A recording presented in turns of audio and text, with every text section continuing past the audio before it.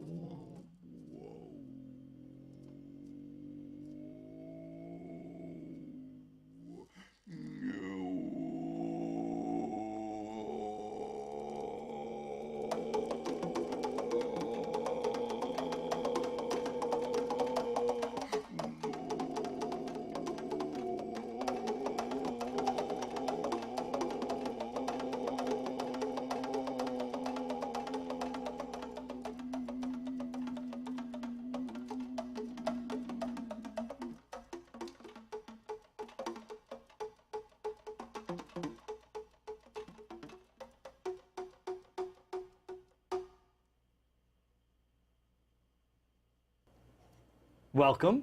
It's good to have you here. Thank you.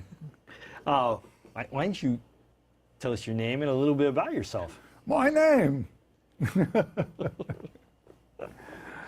My name is Robert Dick.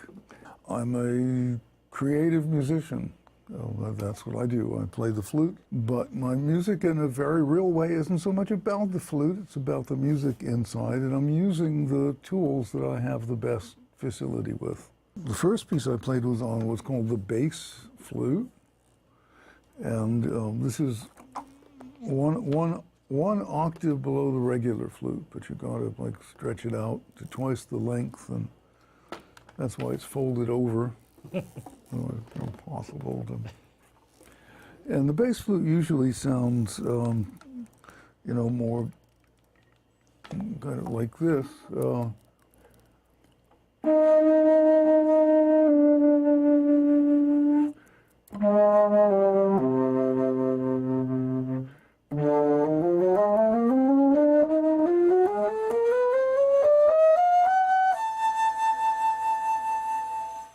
The music I played was improvised, and it was very much of the moment.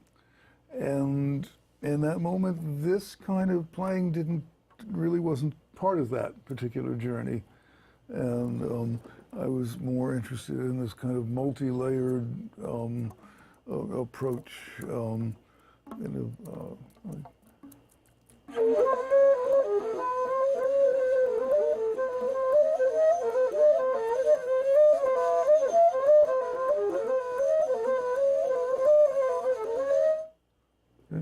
Doesn't that sound like some frogs somewhere? Yes, little frogs. And it's always funny, especially with the bass flute, but with avant-garde flute in general, every time I meet an excellent avant-garde flutist, they're always like, "Oh yeah, I studied with Robert Dick." You've kind of founded almost a school of. Yes, well, I love teaching. So I'm very grateful for that. And it really means a lot to me. And, you know, I've had quite a few students over the years. And the ones I'm most proud of are the ones who've really gone out and are doing their own thing. Sure. You know, and really have made their own kind of sound. I chose the flute. It was kind of a given in the family that we'd all play an instrument. My older brother played the cello, and later on my younger brother took up the violin. But the flute appealed to me because of the little solo in the middle of Rockin' Robin. Yeah, absolutely. And that's where I made contact with the sound. So I came home from school one day, and there was a flute teacher and a flute. I was really, really happy. You know, I gave my first concert that night when my father came home from work. I put two chairs together, and I huffed and puffed, and it was great. And I could not have articulated it, but I knew that I'd found it. My favorite moment in the lessons in the earliest phase was when you learn some new notes. You know, every week you learn a couple more notes. And it's generally, you know, going up the scale for the flute. And so one week we came to the new note moment, and my teacher went right on. And I said, well, don't we have any new notes? And he said, well, no, you know all the notes. Okay. Well, there were some more, but basically, yes, I knew the classical 3 octaves. And said, well, do we do 2 notes now? So he broke the news. The flute plays only 1 note at a time. I was pissed off.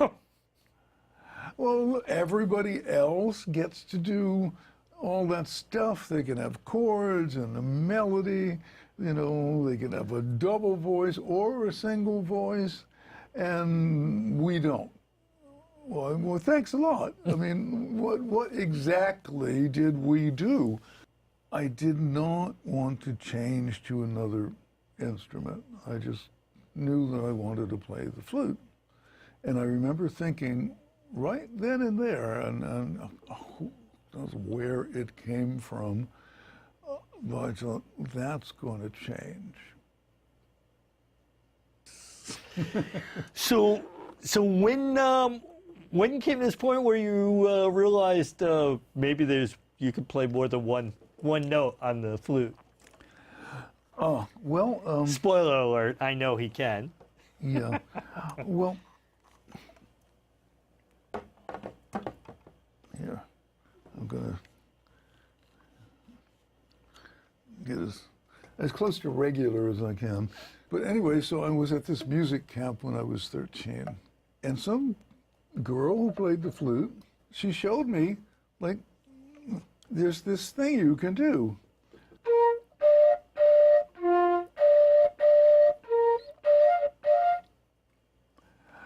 Well, when I went back, you know, at the end of the summer, I went for a flute lesson, and I asked him about that.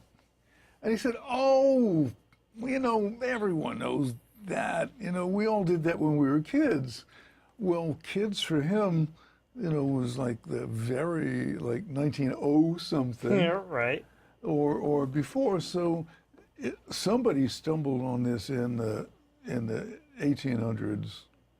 In high school, one of the wind teachers at Music and Art showed me this article in this magazine called Perspectives of New Music. Okay. I had no idea that such a thing existed. Right. And it was an article by a flutist named John Heiss. And John had found about 15 double stops for the flute. You know, so things like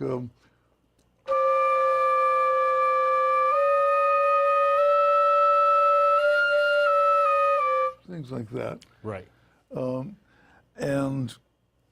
And so I started to collect these different sounds I could make, and pretty soon there were too many to remember.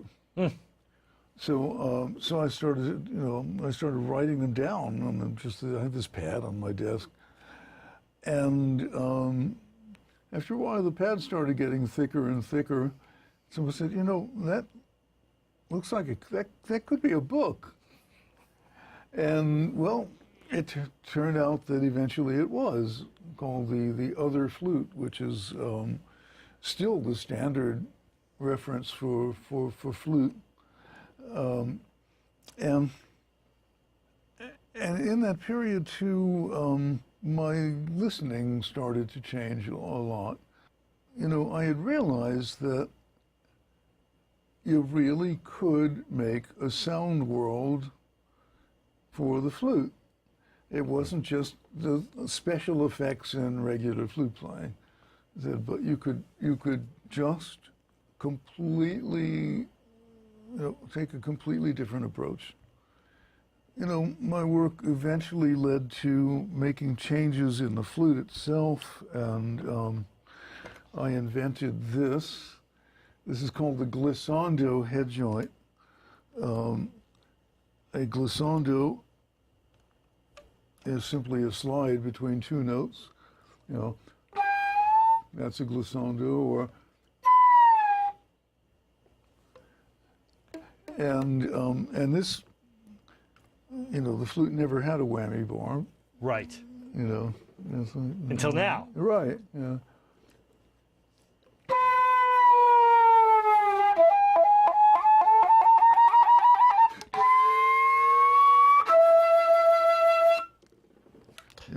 And there are now, I'm happy to say, almost 400 of these in the world. Oh, yeah? Yeah.